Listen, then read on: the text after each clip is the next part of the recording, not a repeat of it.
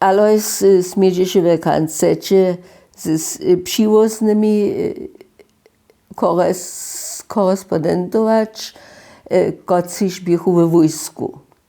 A takie se on cioch wyzwolił, to by się jeho starszy brat Jan, by się też wojak, potem jeho kozynk Michał Reda, też polski śmiesznik, on jako student teologii też w wojnie był, a mój nan, jeho swak.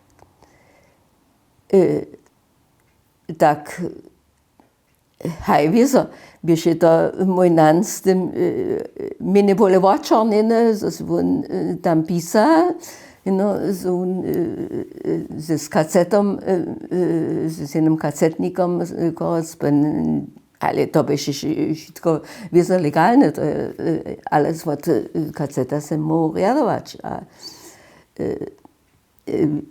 te listy my jacy też nie mamy. Bohužel, no, że nasz nan do kaseta pisał, to wieso kasecie zostało. A naopak na froncie to on potem też nie odobrował. To wszędzie tam zostało. Ale on by się jeden z tych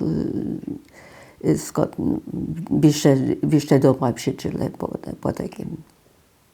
Nic, alles by się moci, 7 lat moci, ale on je andryckim od początka najskiego radu miał dość dobra poczaj.